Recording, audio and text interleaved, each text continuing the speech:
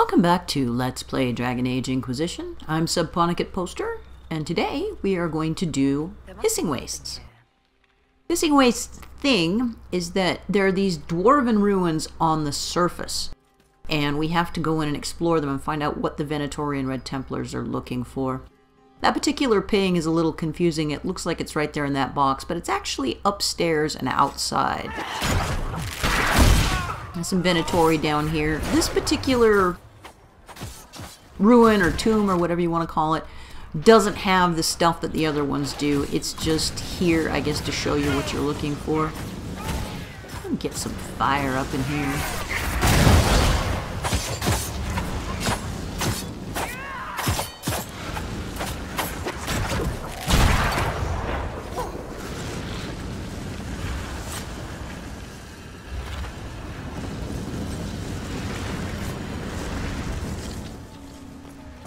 Couple of treasure chests and a mosaic piece.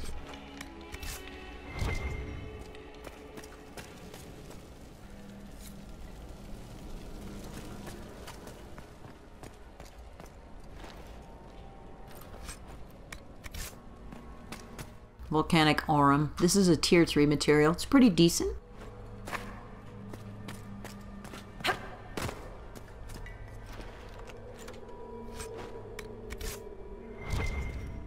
If you're using it for tinting, it gives your stuff kind of a bronzy shade. And you'll see lots of these little pots laying around. They're all full of dwarven stuff. One of the requisitions you can get here has to do with collecting some of those dwarven things. I just sell them.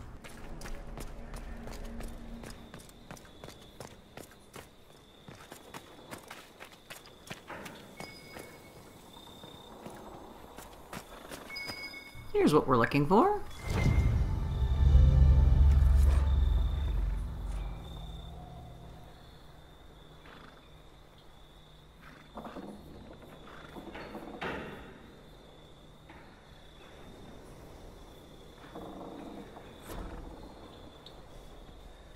Cassandra, my mother has a friend who's a Pentagast. Perhaps you know of him. The Pentagasts are a large clan, Dorian. I cannot know them all, nor would I want to. Enormously fat man. 3 chins, 4 mansions, 5 ways to sell you out, as mother liked to say. Oh, I do know him. Cousin Lauren, with the wandering hand. Ugh. And here's our first actual tomb. All of these maps you keep finding will sort of give you the layout of where the next tomb can be found. Usually they're close to camps, so don't stress over it too much. If you have a camp, then you're probably going to be able to find a tomb somewhere close to it.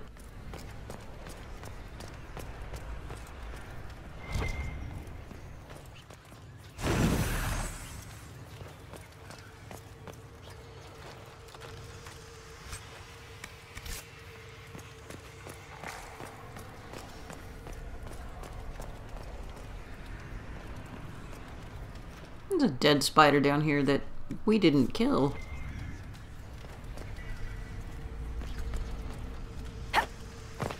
Fucking controls.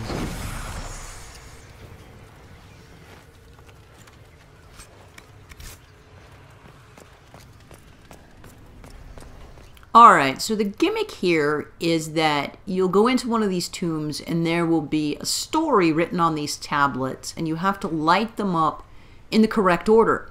If you do it out of order, a bunch of demons will spawn and you'll have to fight them, and they'll spawn every time you fuck up. And each one's pattern is slightly different, so it's not always like 6 o'clock, 3 o'clock, whatever, that type of a thing.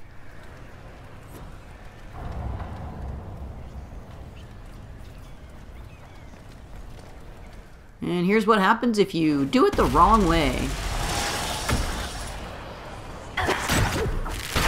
I guess this would be a good place to grind XP if you felt you needed to. Or maybe try for some of the crafting materials that the demons will drop.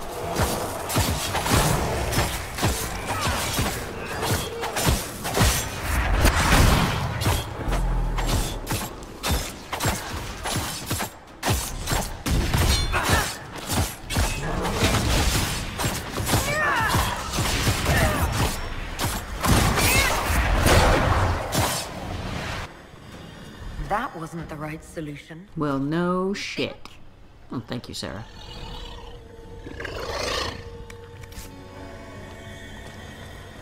And since they will drop that stuff, if you want to grind it, why not? And a fucking spider.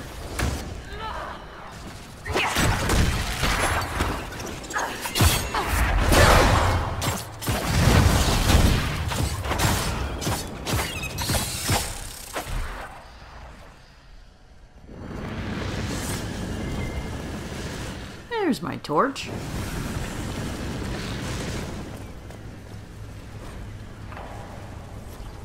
And this is the correct order for this particular tomb.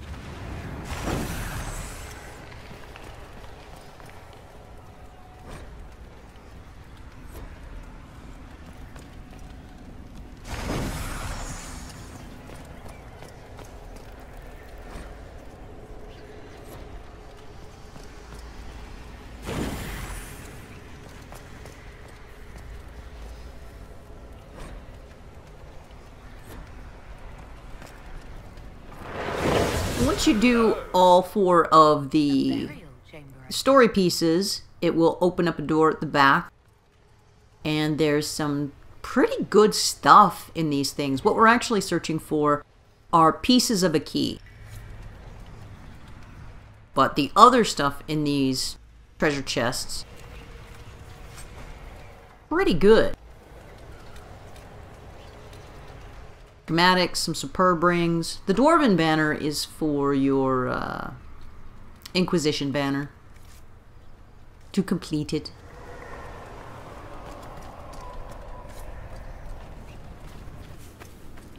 And out in the world, you'll find these sort of camps with a couple of Venatori running around, a cage, and a slave. One of the Venatori slaves. And the idea is to defeat the enemies and then talk to the slave and rescue him. And after you've done that a few times, you'll get a war table operation where all the slaves you freed you can actually hire as workers for the Inquisition.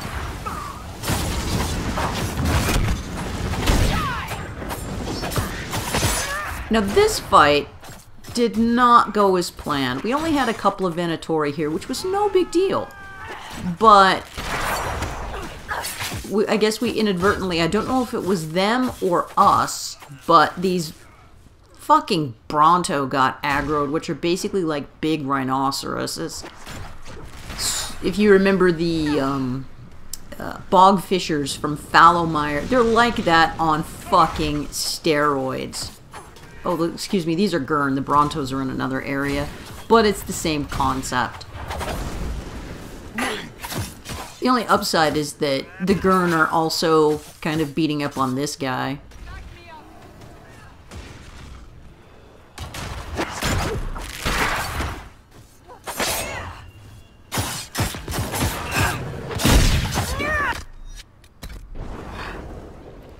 And that looks really fucking cool.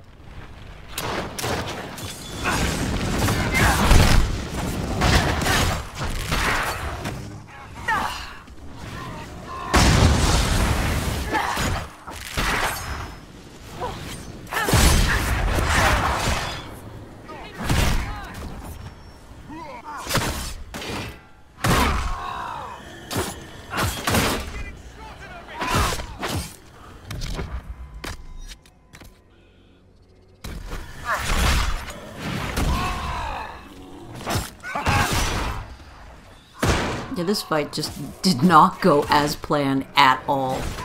I probably should have edited it down, but it drags on and on and on. And we got spiders in the fucking mix. And that charge of theirs will fuck you up. It's like what the Druffalo did in Crestwood, but cranked up to 11. Someone help Sarah! I get a spider after me. Cassandra's dead. Dorian's dead. Everyone's dead.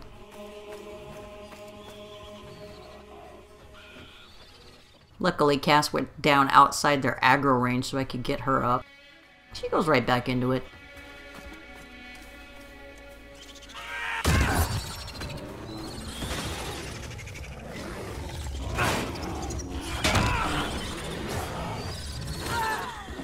Cassandra!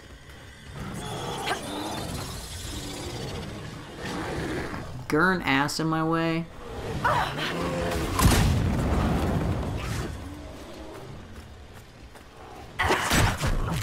And this is why, when you're in hissing wastes at lower levels, it's probably a good idea to just avoid shit. These things aren't inherently hostile, but if you trigger them and you're, say, at level 12 or level 13, you're gonna get your shit wrecked. I mean, we're getting our shit wrecked, and I think we're 15 here.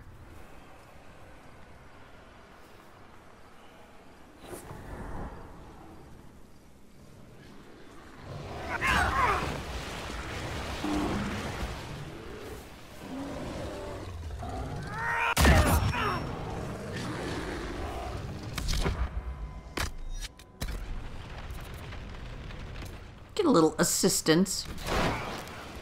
Dorian!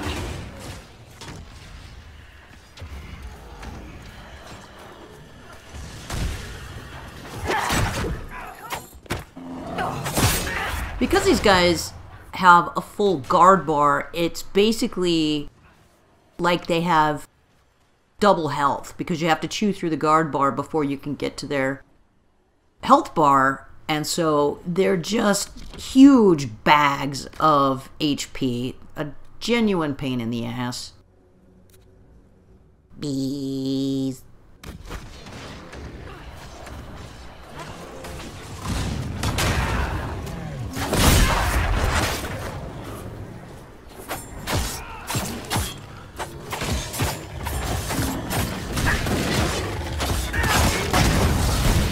Dorian's pretty good for this fight, the way I have him spec'd. If he can stay on his feet.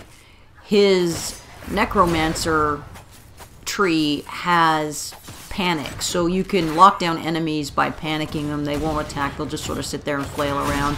And fire has the same effect, so specking Dorian with both his specialization and fire is a good combination.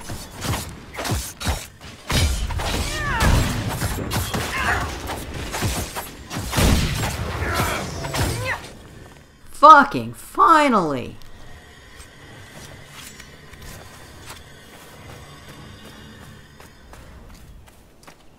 And then we got a funny convo. You're scared of magic, Sarah. It's a gift as mundane to me as your bow to you. Surely you see there's nothing to fear in a properly used tool. Tell that to all the proper mages waving their tools in people's faces. There's an image. What about Coryphemus? How many proper tools does he have under him? That's not... I don't think I can continue. Right, well, I don't care how gifted you are. Don't cram it where it's not wanted. Dorian, what the fuck are you doing? He's shaking like a leaf. Go look for one of our camps. I'm certain the Inquisition will take you in. They will? I'll go. Thanks. Okay.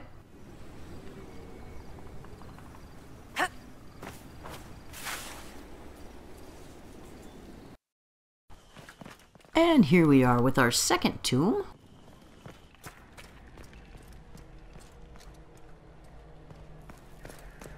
Same general drill.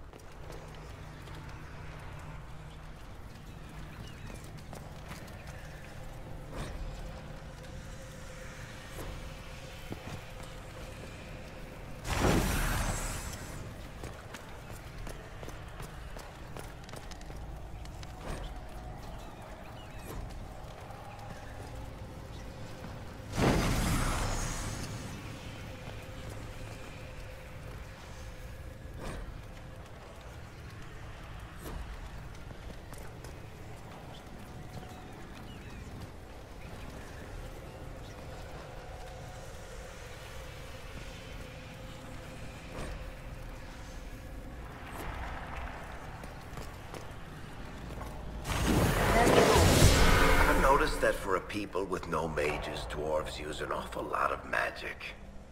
Do you? Personally, I think it's some kind of compensation thing.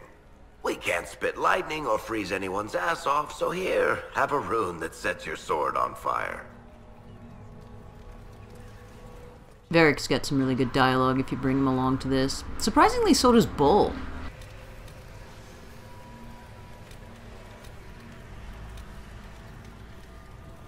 A couple of masterwork schematics.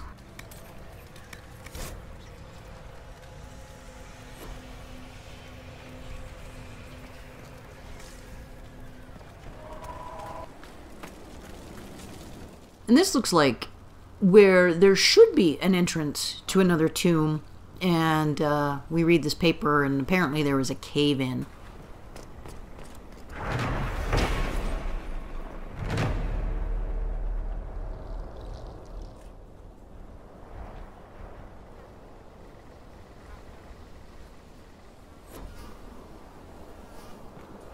Yep, all blocked up.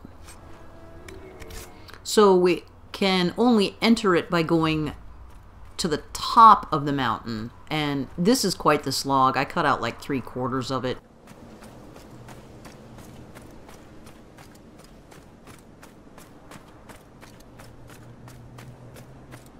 Nah.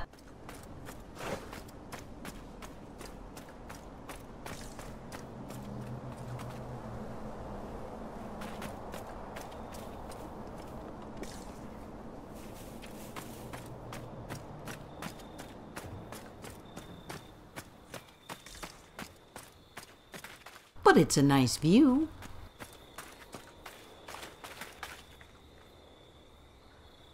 And what we're after is down here.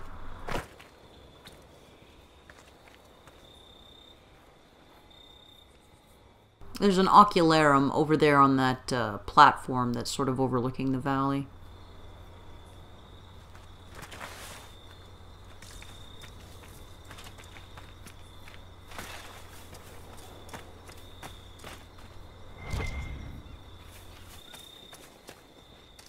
This guard captain from Kirkwall that you're friends with. She's stronger than you. Right. Just checking. Don't be such a pussy, Blackwall.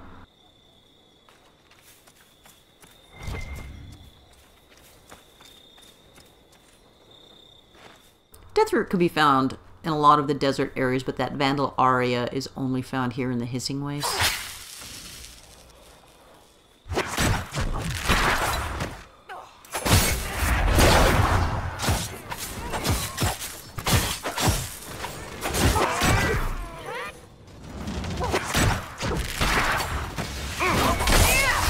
And this is a really fun power that's at the bottom of the electricity or storm tree.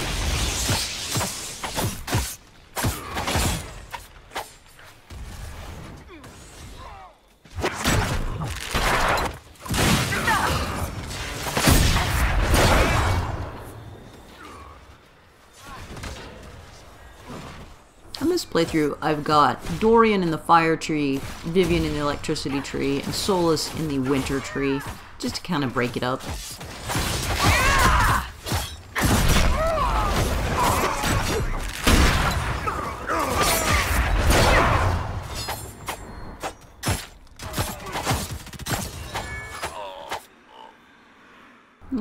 Poor Viv.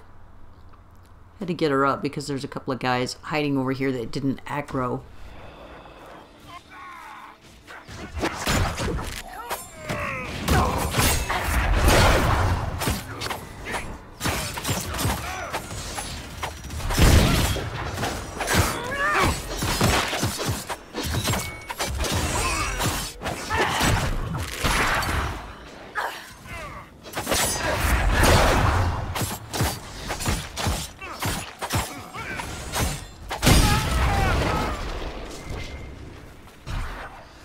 Line in the sand, which is what Blackwall's doing where those glass-looking figures appear, can be useful for setting up a choke point. I'm not a big fan of it playing a rogue because it limits my mobility.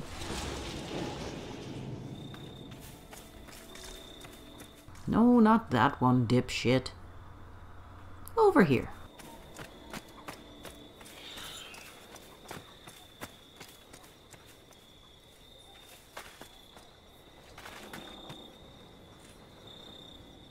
go down this big old scaffolding that they've set up. This was, according to that codex entry we picked up, where the dwarves actually emerged from the deep roads. So it's a long way down. Must be something here. Let's look around.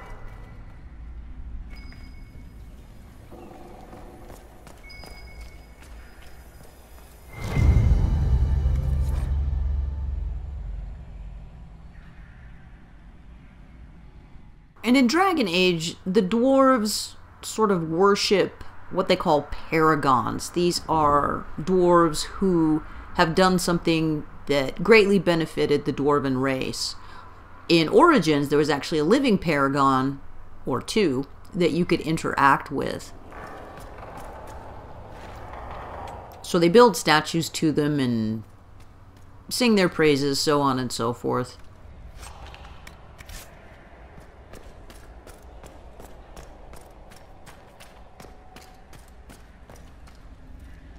And I don't know what I went back over there for. Don't think I was drunk when I recorded this episode.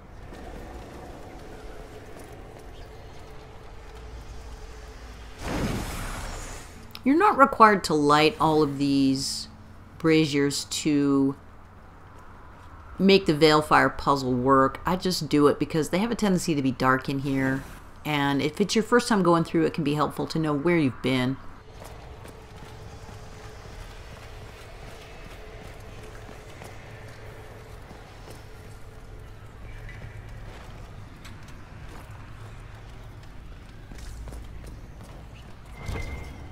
And this is probably one of the biggest tombs. There's not really a whole lot in here. It's just got a lot of down levels. And for bothering to run around and light all these, we get a rune. Master Fire rune. Not too bad.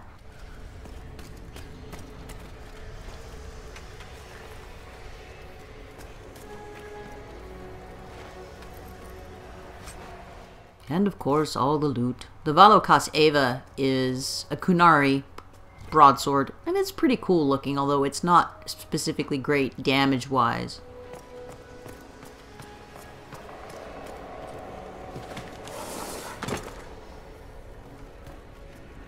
I don't know how he hasn't lit that platform on fire with that torch. And I don't want to bail off of here because I'll splatter.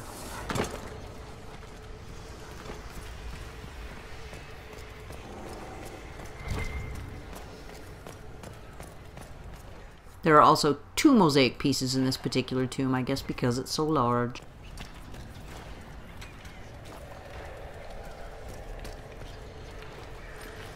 And lots of shit hidden in all the little nooks and crannies.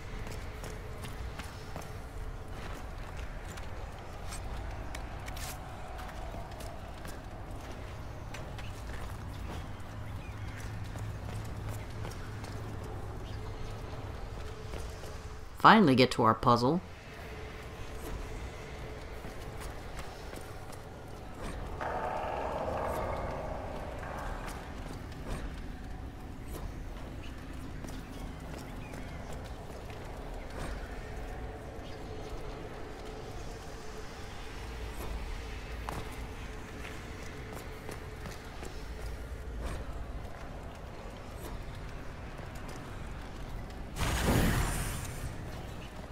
These can get really annoying because your teammates will try and follow you around, and mostly they just get in the way. I suppose I could use the tac cam to tell them to stay put.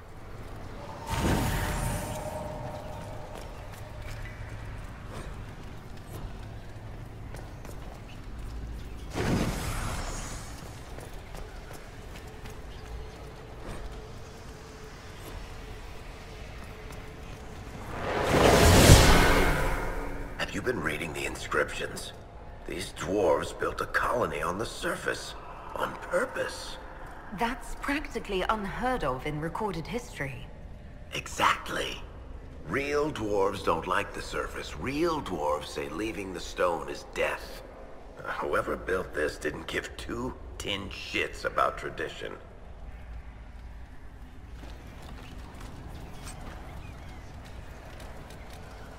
Legion of the Dead armor is a fantastic armor set, however it's dwarf specific, so can't slap that on butts, unfortunately. But we will make a set for Varric later when we get some better materials. He's cute in it, he looks like an angry little turtle.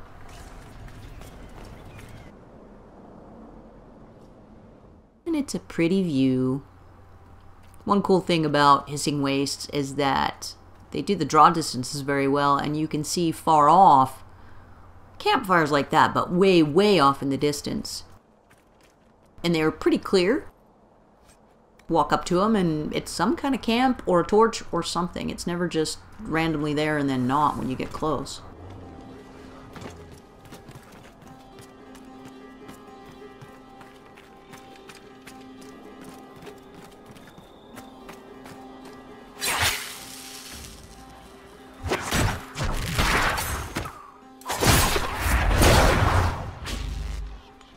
Switch over to Viv here and show off her specialization, which is the Night Enchanter. This is the completely OP, broken class that everybody talks about. I did my nightmare run with a Night Enchanter because after a certain point, you're just completely unkillable.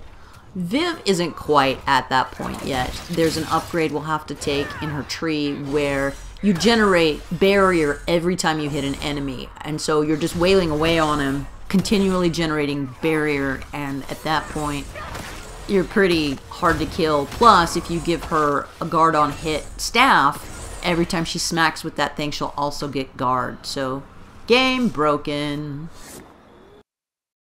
Colossus of Orlais, we'll get a codex entry here when we claim it.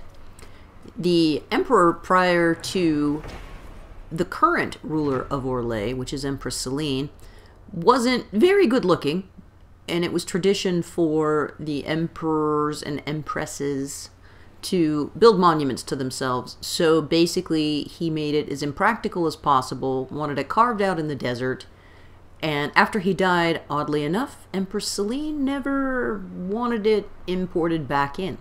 So it's just out here in the desert.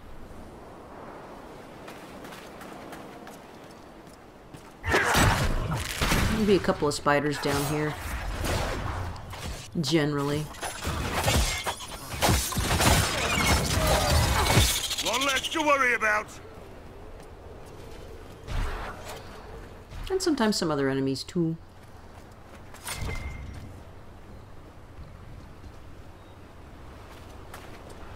These are lurkers. They're basically little T-Rexes. And they drop a decent crafting material called lurker scales. And they usually drop quite a lot of them, so lurker scales are easy to come by. You find these guys roaming around in great numbers in the Hissing Wastes.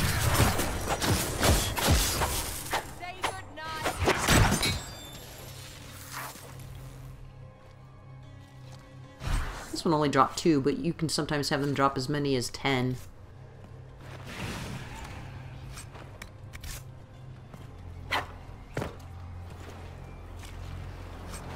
Get our Veilfire.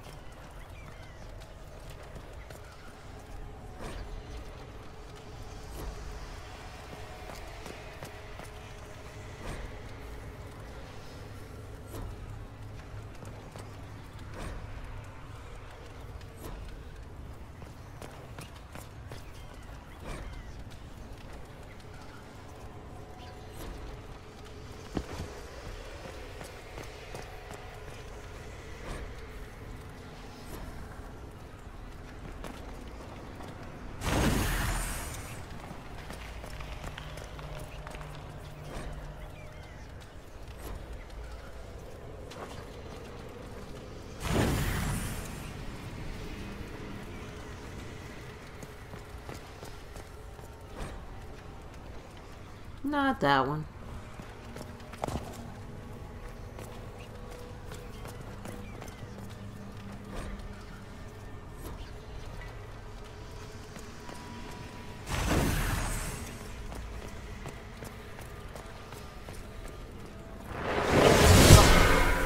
Looks like these runes are dedicated to a paragon. That accounts for a lot. What do you mean? It's, hard to explain. Paragons don't sound impressive on paper. So you invented a new hat or table saw. So what? But when they come through, they're like an avalanche.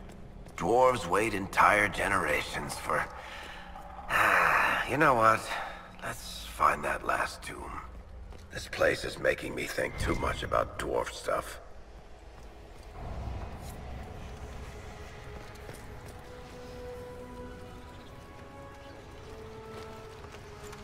This is a really good axe. I'll end up making one for Cassandra and putting a fun piece of Fade Touched in it. And that'll probably carry her through the rest of the game.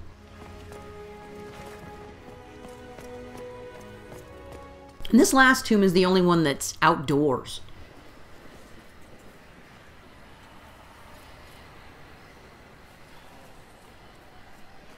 First time through it can be kind of a pain because the markers are spread out, and if you're running back and forth between all of them, it'll take a while.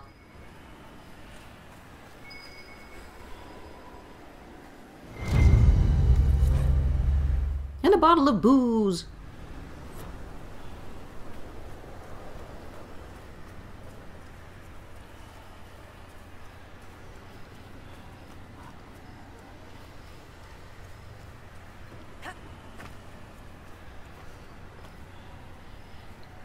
No, I fucked up here. I thought, oh, well, I'll just light this so I can go do the tombs. And this one's out of order, so we cause a little demon spawn. Oops.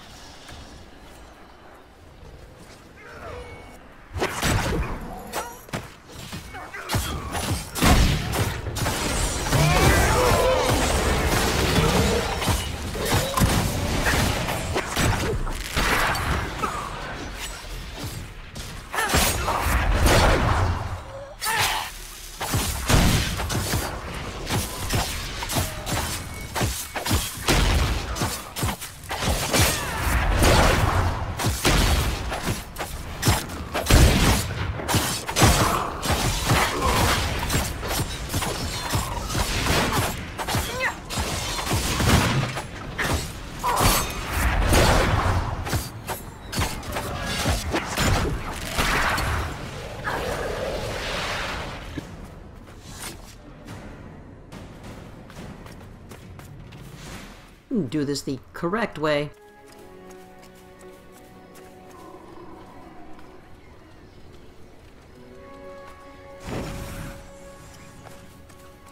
This one's quite easy. Just start over here in this corner and go counterclockwise.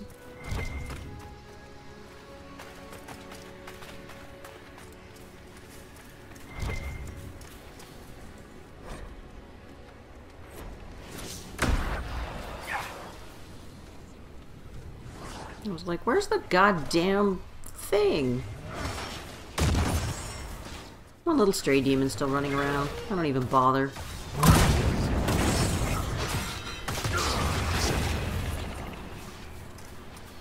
There we go.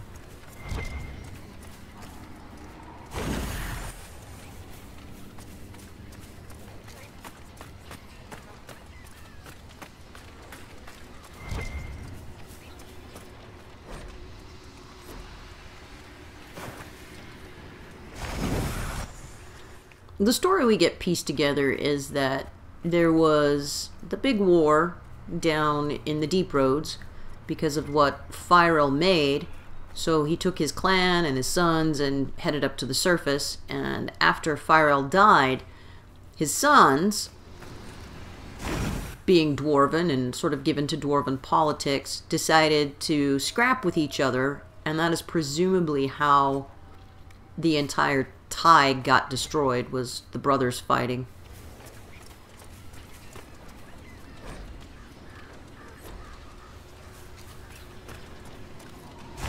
Let's see what's missing. Probably similar to what's in the last 4. You know, I don't buy that stuff about dwarven ancestors living on in the stone, and we're above ground anyway. But something about this place gives me the creeps.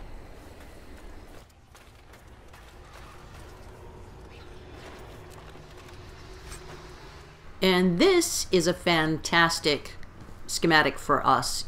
Some of the very high tier dagger schematics add an AoE effect, so not only do you get the direct target hit, but damage will also pass into enemies just in the general area. We like that one, but it's still not even the best one. Gonna craft a set though. And here's our destination, the Tomb of Firel.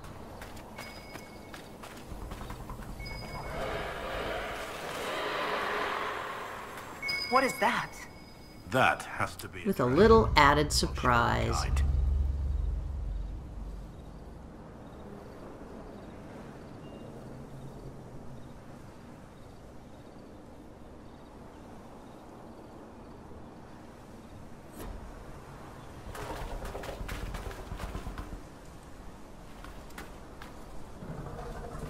Well, there's a body up here for looting.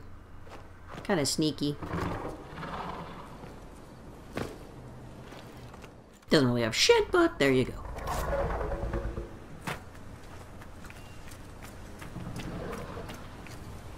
And here's our dragon. She will not aggro on you as long as you don't attack her right away. There's our dragon. She's taking a nap. Right between us and that building. Think she did that on purpose? And if you move slowly and quietly, she won't wake up. Now you see that red skull? That means that this enemy is more than 3 levels above you, so let's take a quick peek. Yeah, level 20. We are not going to fight this dragon just yet. We will get our shit pushed in.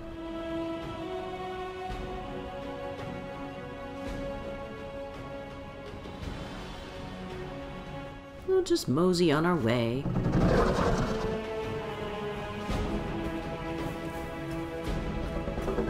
By jogging, we woke her up.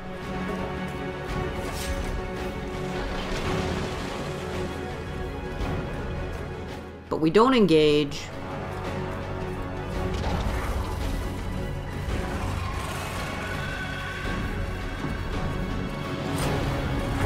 And she spits at us, but then immediately de-aggroes. And once I came back out of the tomb, I didn't record it, but she was right back to sleep.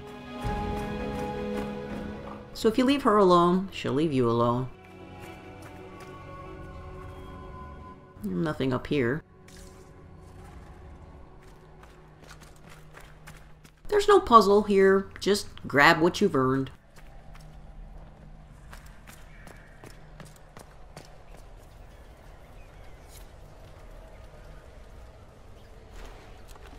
And that's the whole thing we were after, the demon slaying rune.